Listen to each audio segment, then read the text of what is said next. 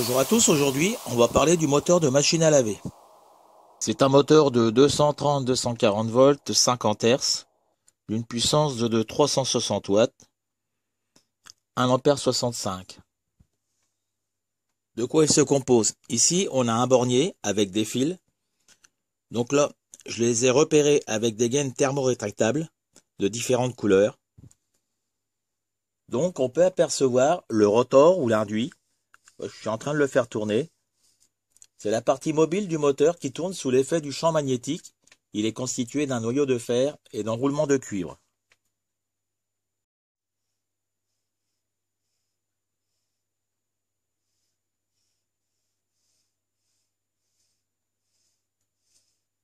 Ici, on a le collecteur. Donc le collecteur, c'est un ensemble de segments en cuivre montés sur le rotor qui permet de transmettre l'électricité aux enroulements du rotor. On a deux balais en carbone de chaque côté. Ils frottent contre le collecteur et assurent la transmission du courant électrique aux bobines du rotor. Ensuite, on a le stator. Le stator, c'est deux enroulements montés en série et placés de chaque côté du rotor. On a le châssis, c'est la structure qui maintient les différentes parties du moteur en place. Au bout, là, on a le tachymètre. On a donc deux fils rouges qui sortent là.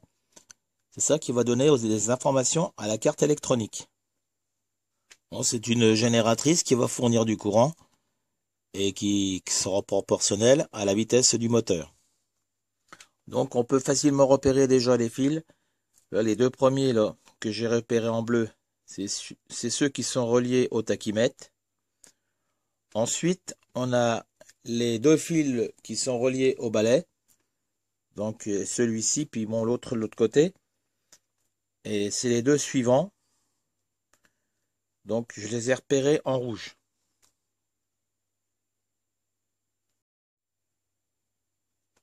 Donc il ne nous reste plus que deux fils. Les deux là que j'ai repérés en jaune. Et donc par déduction, on sait que c'est le stator bobiné. Et comme c'est un moteur universel ou à courant continu, on sait qu'on va pouvoir l'alimenter avec une batterie 12 volts.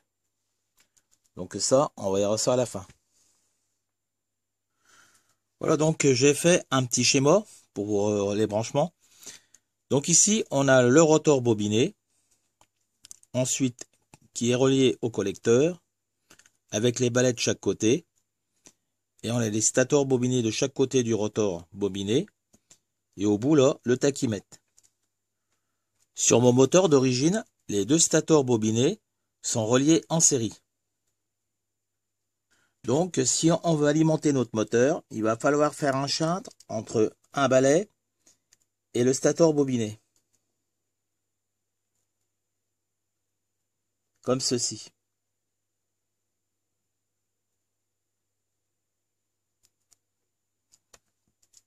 Et ici, on va l'alimenter en 12 volts. Donc le plus, par exemple, et le moins. Donc pour faire l'essai, il ne me reste plus qu'à faire les raccords sur mon moteur. Voilà, donc là j'ai soudé ensemble le fil qui va au stator bobiné et l'autre qui va au balai.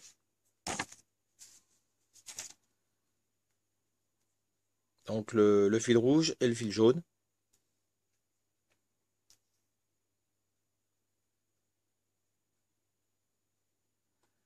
Et on va brancher le 12 volts sur les deux fils restants. Là, les deux fils du tachymètre, on s'en sert pas.